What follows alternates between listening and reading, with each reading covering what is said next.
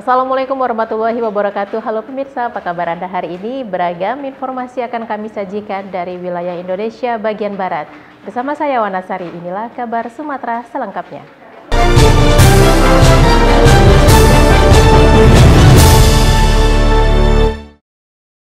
Kabar pertama kami awali dari Batam. Pemirsa, sejumlah penghuni salah satu apartemen di kota Batam terus berjuang mempertahankan hak atas kepemilikan apartemen yang mereka beli secara sah dari perusahaan properti di kota Batam.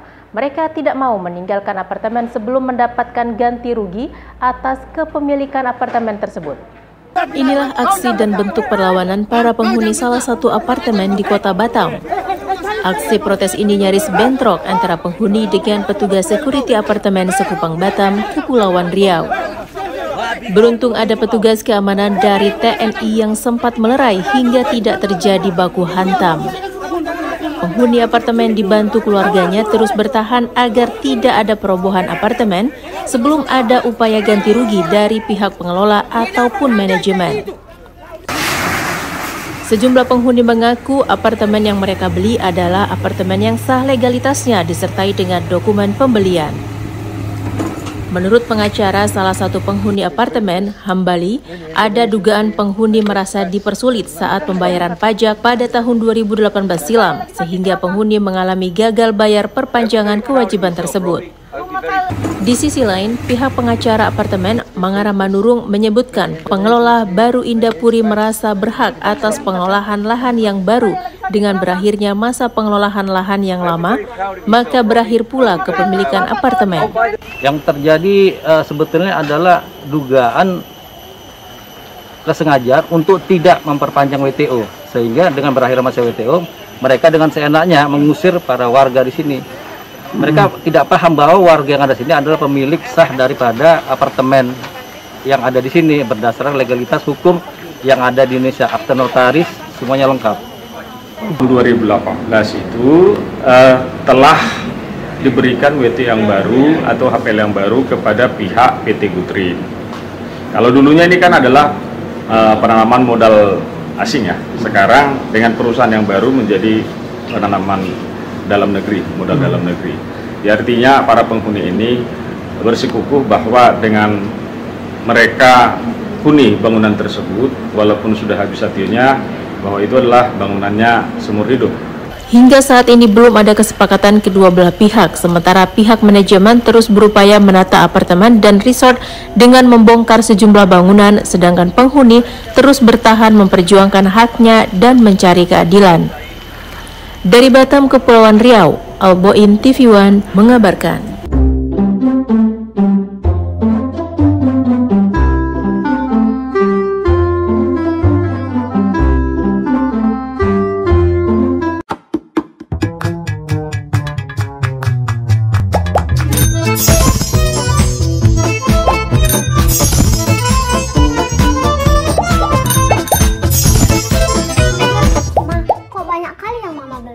Iya, Ma. Barang sebanyak itu untuk apa?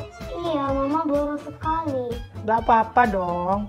Ini mumpung lagi mau Natal, lagi banyak diskon. Ini juga Mama mau belanja lebih banyak lagi. Bergembira menyambut Natal boleh saja. Tapi ingat, belanjalah dengan bijak.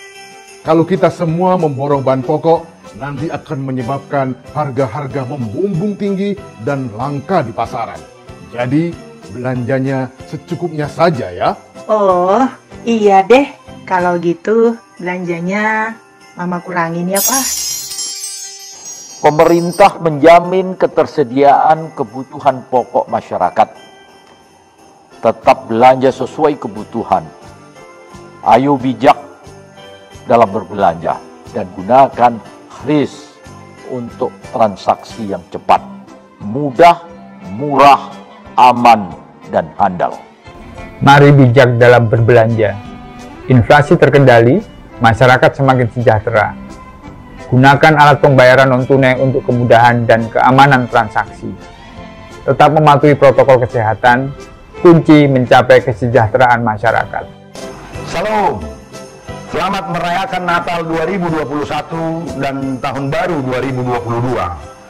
Semoga sukacita, damai, dan kasih Natal senantiasa hadir dalam keluarga Kristiani Sumatera Utara. Tuhan menyertai kita semua. Amin.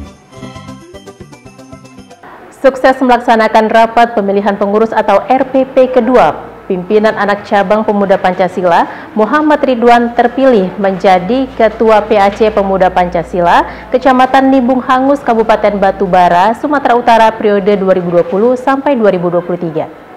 Berlangsung di lapangan futsal Haji Adi Jalan Ujung Kubu, Kabupaten Batubara pada minggu lalu, pelaksanaan rapat pemilihan pengurus atau RPP kedua pimpinan anak cabang Pemuda Pancasila Kecamatan Nibung Hangus dihadiri oleh Majelis Pimpinan Cabang Kabupaten Batubara dan dibuka langsung oleh perwakilan Majelis Pimpinan Wilayah Pemuda Pancasila Sumatera Utara. Agenda pelaksanaan RPP kedua ini terkait pemilihan ketua dan kepengurusan pimpinan anak cabang Pemuda Pancasila Kecamatan Nibung Hangus, Kabupaten Batubara. Melalui rapat pemilihan pengurus yang diketuai pimpinan sidang, Muhammad Ridwan resmi terpilih menjadi Ketua PAC PP Kecamatan Nibung Hangus, Kabupaten Batubara periode 2020 sampai 2023 secara aklamasi. Edi Yusuf Sinaga, perwakilan Majelis Pimpinan Wilayah PP, mengatakan dengan terpilihnya Ketua PAC melalui RPP ini diharapkan mampu membawa organisasi PP lebih baik.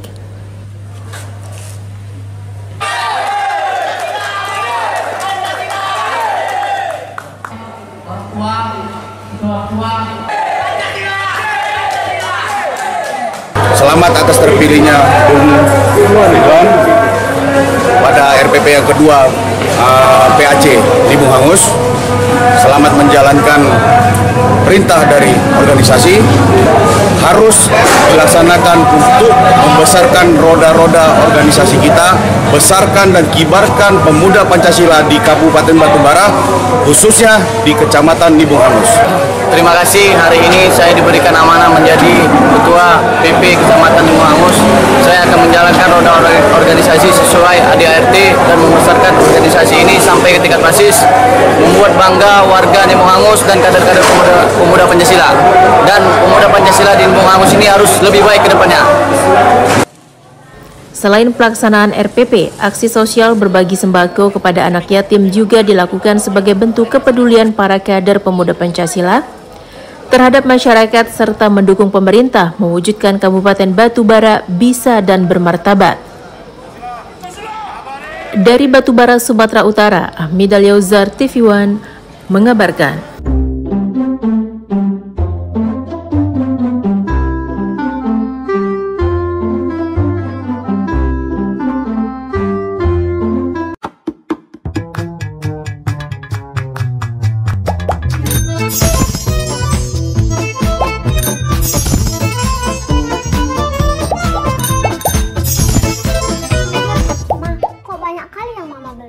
Iya, Ma. Barang sebanyak itu untuk apa?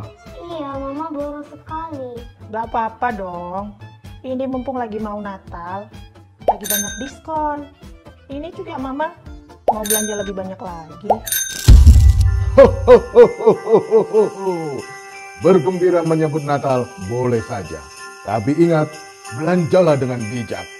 Kalau kita semua memborong bahan pokok, nanti akan menyebabkan harga-harga membumbung tinggi dan langka di pasaran. Jadi, belanjanya secukupnya saja ya. Oh, iya deh. Kalau gitu, belanjanya Mama kurangin ya, Pak. Pemerintah menjamin ketersediaan kebutuhan pokok masyarakat. Tetap belanja sesuai kebutuhan.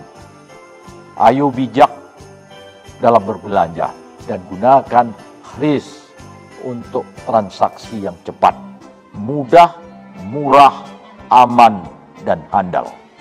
Mari bijak dalam berbelanja. Inflasi terkendali, masyarakat semakin sejahtera. Gunakan alat pembayaran non-tunai untuk kemudahan dan keamanan transaksi. Tetap mematuhi protokol kesehatan, kunci mencapai kesejahteraan masyarakat. Salam. Selamat merayakan Natal 2021 dan Tahun Baru 2022. Semoga sukacita, damai, dan kasih Natal senantiasa hadir dalam keluarga Kristiani Sumatera Utara. Tuhan menyertai kita semua. Amin. Ratusan warga di 4 desa Kecamatan Sukabangun, Kabupaten Tapanuli Tengah, Sumatera Utara berunjuk rasa ke kantor camat setempat. Masa menuntut pelaksanaan pilkades di desa mereka dibatalkan karena kades terpilih berasal dari desa dan kecamatan yang berbeda. Ratusan warga Desa Sihapas, Desa Pulau Pakat 2, dan Desa Siadatuwon, Kecamatan Sukabangun, Kabupaten Tapanuli Tengah, Sumatera Utara, mendatangi kantor Camat Sukabangun pada Jumat 17 Desember lalu. Warga tak terima karena calon kepala desa yang berasal dari desa mereka tidak lolos seleksi dalam pencalonan pada pilkades serentak di Kabupaten Tapanuli Tengah. Ironisnya, kepala desa yang terpilih justru berasal dari desa dan kecamatan lain. Warga mendesak Pemkab Tapteng membatalkan pilkada di desa mereka. Menurut warga, protes mereka sudah pernah disampaikan kepada pemerintah Kabupaten Tapanuli Tengah untuk ditinjau ulang, namun belum mendapat tanggapan. Sebagai puncak protes mereka, warga menyatakan memilih pindah ke kabupaten tetangga, yakni Kabupaten Tapanuli Selatan. Namun, Camat Sukabangun, Bayoangin Lubis yang seharusnya menandatangani formulir perpindahan mereka justru tidak berada di kantornya. Datang sini untuk meminta tanda tangan Pak Camat yang telah dikeluarkan oleh Kepala Desa Sihapas untuk pindah ke Tapanuli Selatan seandainya tanggapan masyarakat kami tidak ditanggapi oleh pemerintah Kabupaten Tapanuli Tengah. Begitulah tujuan kami, Pak. Tapi kami minta pilkades di tahun 2021 ini minta di desa Sihapas meminta agar dibatalkan dan keseluruhan desa 4 desa Kecamatan Sukabangun untuk meminta kepada pemerintah kabupaten pilkades ditunda. Jadi yang dari luar itu 5. Jadi satu pun warga desa Sihapas itu yang berdomisili tidak ada yang menang di Lesus, tidak ada yang lolos jadi calon. Jadi yang menang semua orang luar yang tidak pernah kami kenal, tidak pernah saya jumpa sendiri, tidak pernah entah dari orang mana itu.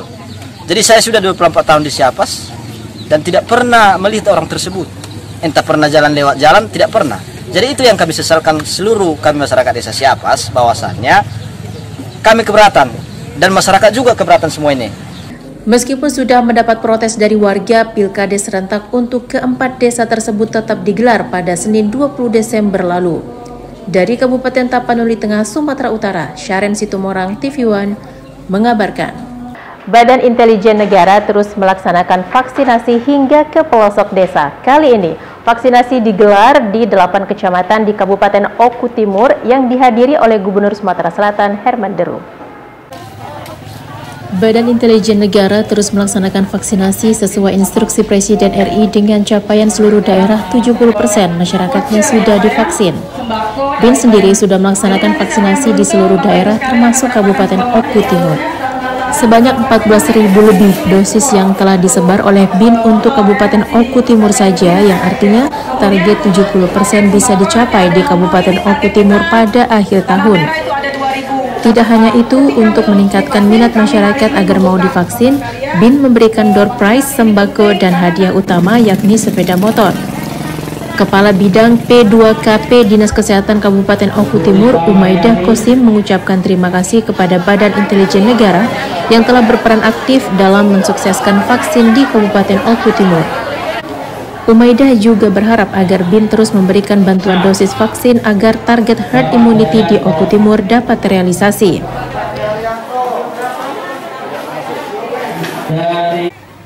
Hari ini kita melakukan percepatan vaksinasi di Desa Tanah Merah, Kecamatan BMR, Kabupaten Oku Timur, di mana sudah ada 14.000 bantuan dari BIN untuk masyarakat Kabupaten Oku Timur.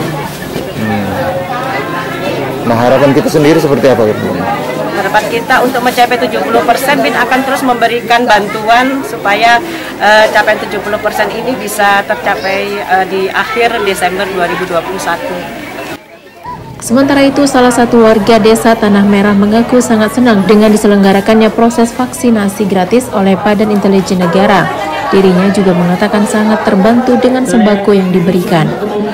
Terima kasih pada Badan Intelijen Negara, saya sudah divaksin, saya sudah diberi sembako. Indonesia sehat, Indonesia kuat.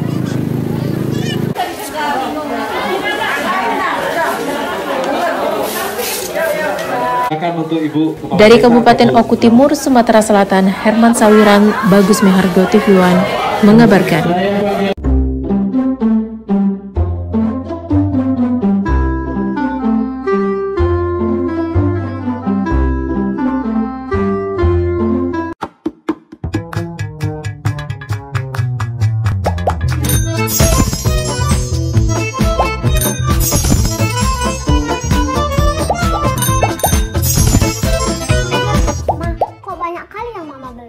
Iya, Ma. Barang sebanyak itu untuk apa?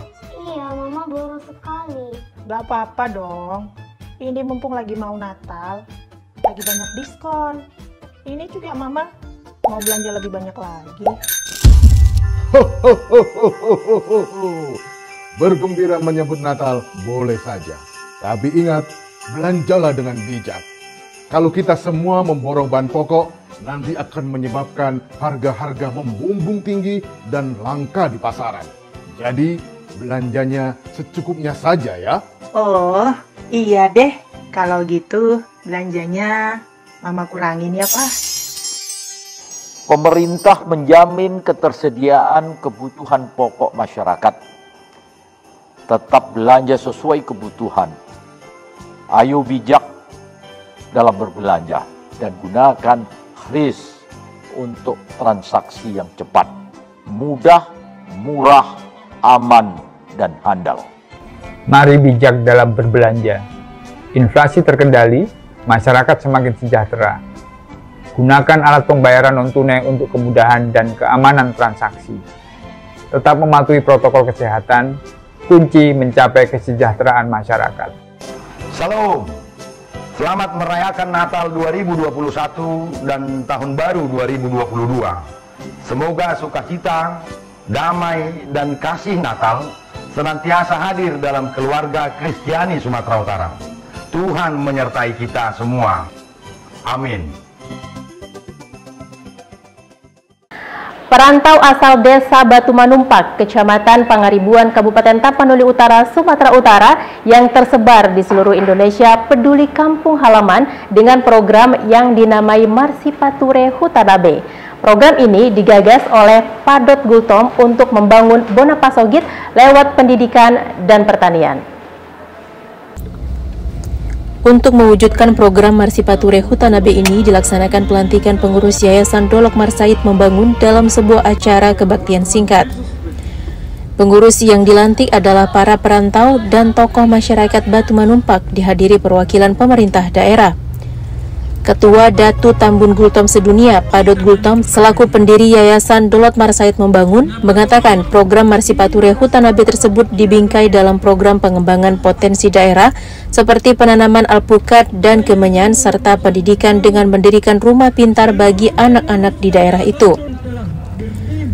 Keberadaan rumah pintar yang diresmikan tersebut nantinya akan mampu menyetarakan sistem pendidikan di perkotaan bagi anak-anak di pedesaan. Bersihan, kalau perkebunan itu adalah alpukat, kemenyan, dan pohon aren. Pohon aren juga sangat menjanjikan di Batu Manumpak ini, karena produksinya itu bisa mengangkat, meningkatkan kesejahteraan masyarakat Batu Manumpak. Jadi dengan harapannya ke depan, sekitar 5-6 tahun lagi, Desa Batu Manumpak ini sama dengan Desa Pakpahan. Jadi menjadi desa yang berkembang.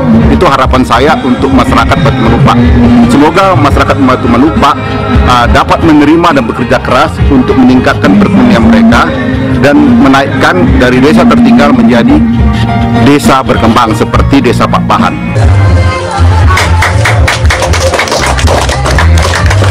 Dari Rumah Pintar Yayasan Dolok Marsait Membangun ini adalah untuk memberikan support, meningkatkan kualitas pendidikan di Desa Batu Manumpak dan mungkin bisa ke seluruh Kecamatan Pangaribuan.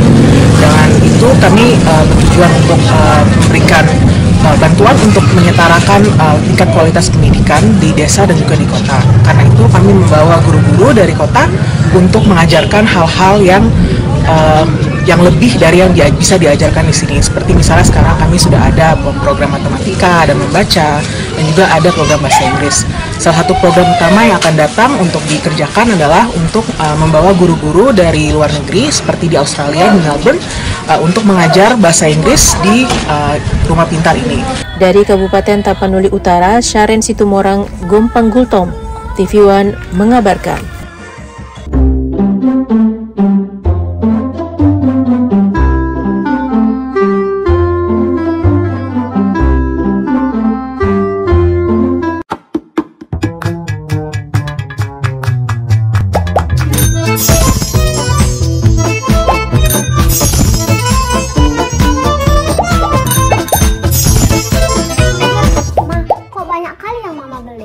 Iya, Ma. Barang sebanyak itu untuk apa? Iya, Mama boros sekali. Gak apa-apa dong. Ini mumpung lagi mau Natal, lagi banyak diskon. Ini juga Mama mau belanja lebih banyak lagi. Bergembira menyambut Natal boleh saja. Tapi ingat, belanjalah dengan bijak. Kalau kita semua memborong bahan pokok, nanti akan menyebabkan harga-harga membumbung tinggi dan langka di pasaran. Jadi, belanjanya secukupnya saja ya. Oh, iya deh. Kalau gitu, belanjanya Mama kurangin ya, Pak. Pemerintah menjamin ketersediaan kebutuhan pokok masyarakat. Tetap belanja sesuai kebutuhan. Ayo bijak dalam berbelanja dan gunakan kris untuk transaksi yang cepat, mudah, murah, aman, dan handal. Mari bijak dalam berbelanja. Inflasi terkendali, masyarakat semakin sejahtera. Gunakan alat pembayaran non-tunai untuk kemudahan dan keamanan transaksi. Tetap mematuhi protokol kesehatan, kunci mencapai kesejahteraan masyarakat. Salam. Selamat merayakan Natal 2021 dan Tahun Baru 2022. Semoga sukacita, damai, dan kasih Natal senantiasa hadir dalam keluarga Kristiani Sumatera Utara. Tuhan menyertai kita semua. Amin. Badan Intelijen Negara Wilayah Sumatera Selatan melakukan penyuntikan vaksin COVID-19 untuk penyandang disabilitas di Musi Banyuasin. Dengan keterbatasan mereka, para penyandang disabilitas ini harus dijemput serta digendong dari rumah mereka masing-masing. Puluhan penyandang disabilitas ini terpaksa harus dijemput dari rumah mereka serta terpaksa digendong oleh Badan Intelijen Negara atau BIN serta aparat kepolisian Polres Musi Banyuasin dan aparat TNI dari Kodim 0401 Musi Banyuasin. Penyandang disabilitas ini akan melaksanakan vaksin COVID-19 jenis Sinovac di halaman sekolah SLB di kawasan Jalan Teladan Kota Sekayu, Musi Banyuasin yang dilaksanakan oleh Badan Intelijen Negara atau BIN Sumatera Selatan bekerjasama dengan pemerintah Musi Banyuasin. Usai dilakukan penyuntikan, para penyandang disabilitas ini juga mendapat bantuan uang santunan serta diberikan vitamin. Membutuhkan vaksin karena mereka ini adalah anak-anak kita yang mungkin kalau kita tidak vaksin akan berpengaruh terhadap kesehatan dia dalam merasa proses belajar. Saat ini mereka tadi dari penginapannya, dari kita jemput, kemudian kita bawa ke sini di tempat SDLB ini, kita berikan suntikan jenis Sinovac. Vaksin COVID-19 yang terus digencarkan di Kabupaten Musi Banyuasin saat ini sudah mencapai lebih dari 70%. Luar biasanya lagi hari ini kita menyasar kelompok disabilitas. Kaum difabel ini dijemput dan dari rumahnya, kemudian ya mereka yang tergolong difabel ini kalau tidak kita perlakukan secara khusus tentu tidak akan mudah mendapat pelayanan akses suntik vaksinasi ini. Jadi contohnya hari ini ya, BIN, TNI, Polri, Forkopimda, ya, pemerintah daerah kembali menunjukkan kegotong royongannya. Dari Musi Banyuasin, Sumatera Selatan, Puja Kusuma, TV One mengabarkan.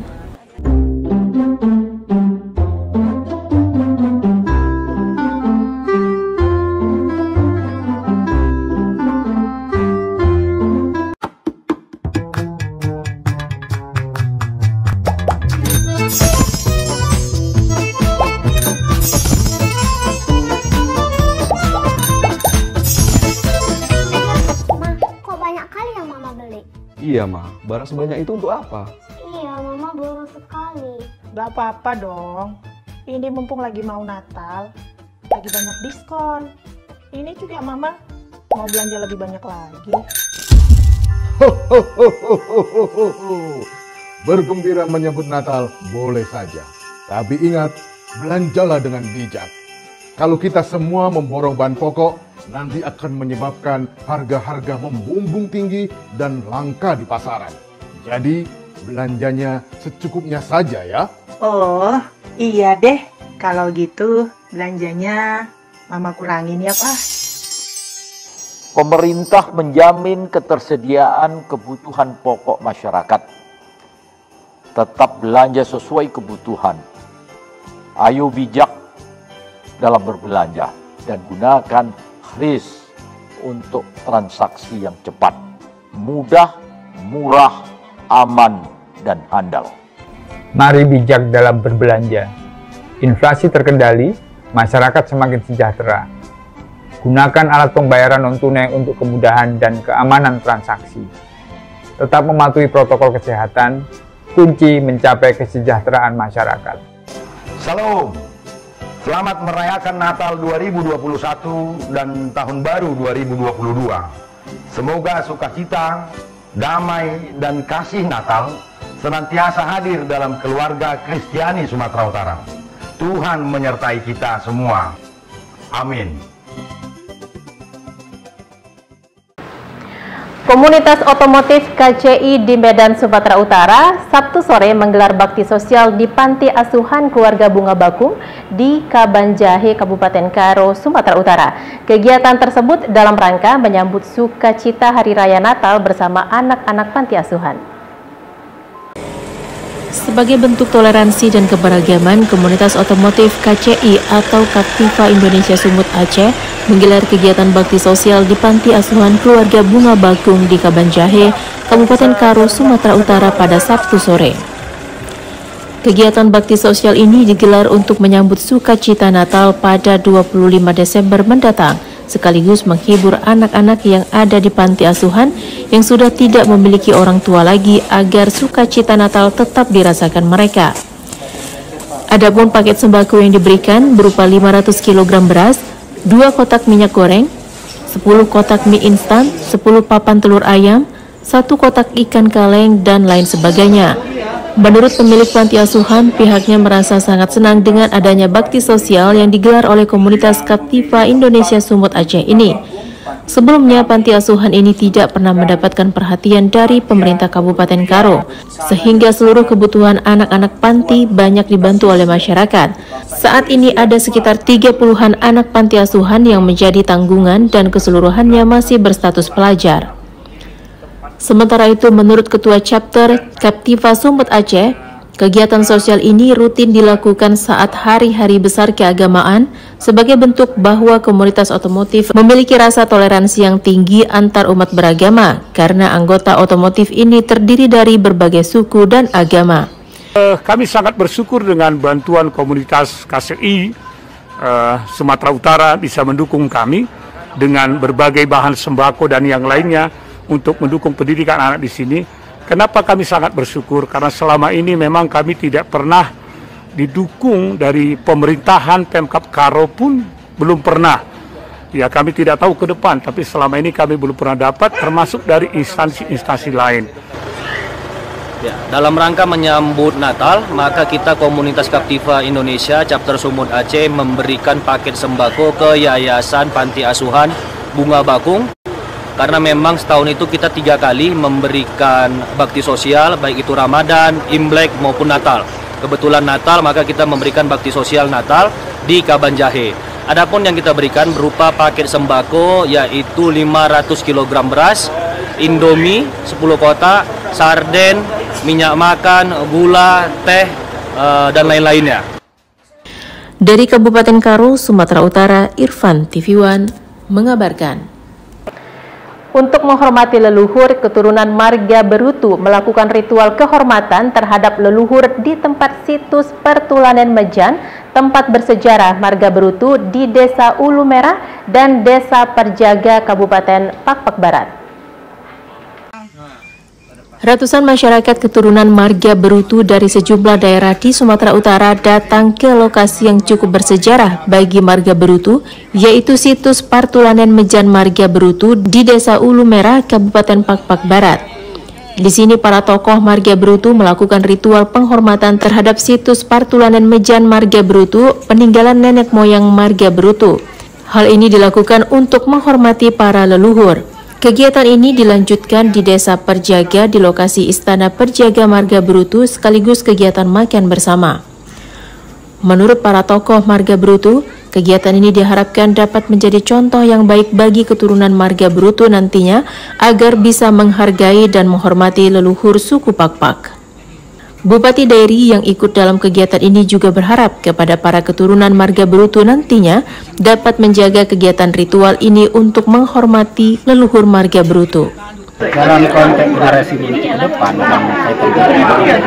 karena ini bagian daripada konsolidasi marga Berutu selalu menghargai leluhurnya, situsnya, sehingga kaitan penghargaan terhadap leluhur ini bagian daripada bangsa yang besar, bangsa yang bekerja, bangsa yang besar, bangsa yang menghargai pahlawan, bangsa yang besar, bangsa yang menghargai orang tua, sehingga Berutu itu menjadi Berutu yang beradat, berbudaya dan menghargai orang tua. Dan kita harapkan generasi Berutu nantinya semua akan terkonsolidasi, membangun kebersamaan dalam harmoni, dalam kebaikan, sehingga ke depan Berutu harus menjadi nyata, kuat dan bahagia.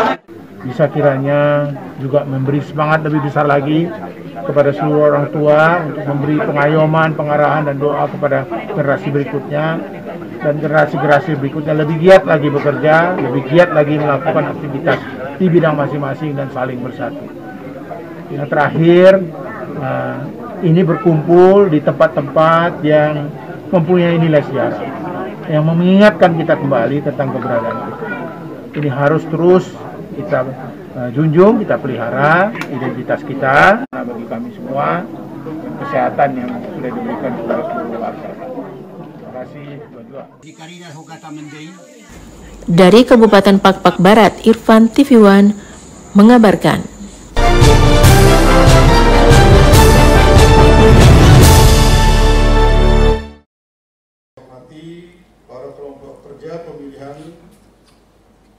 Acara yang dihadiri oleh 33 organisasi perangkat daerah LPSE Kabupaten Kota Sumatera Utara berlangsung selama 3 hari di Ballroom Hotel 4 Point, Jalan Gatot Subroto, Medan.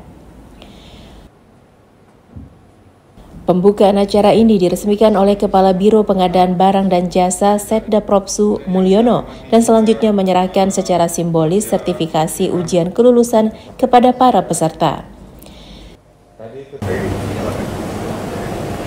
Sudah berapa standar? Barang sini buat 12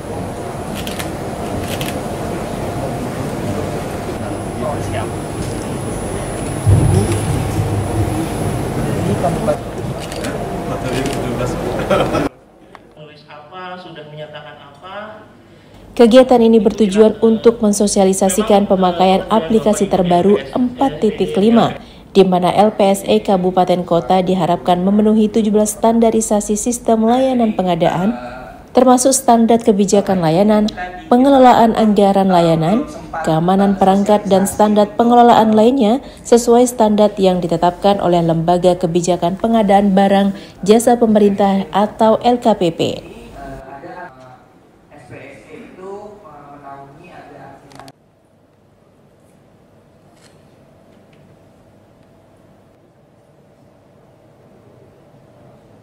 Pertama, kita ingin bahwa Provinsi Sumatera Utara, termasuk LPSE, seluruh kabupaten kota se-Provinsi Sumatera Utara, itu dapat memenuhi 17 standar yang sudah ditetapkan oleh Lembaga Kebijakan Pengadaan Barang Jasa Pemerintah. Standar-standar itu terkait dengan keamanan, ketepatan, dan lain sebagainya. Kemudian yang kedua juga, SPSE terus berkembang. Sekarang sedang di-launching SPSE versi 4.5. Kita harapkan semua kabupaten kota, termasuk Provinsi Sumatera Utara itu sudah familiar dengan aplikasi yang baru ini.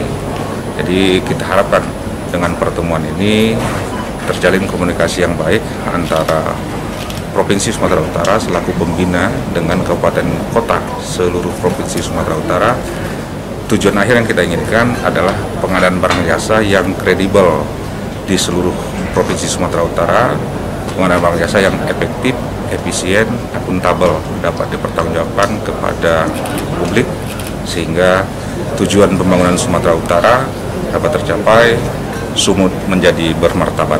Terima kasih.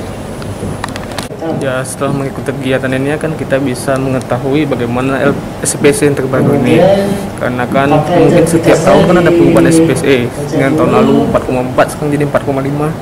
Itu bisa membuat penyedia lebih mengetahui bagaimana tender ini dan transparansi tender ini.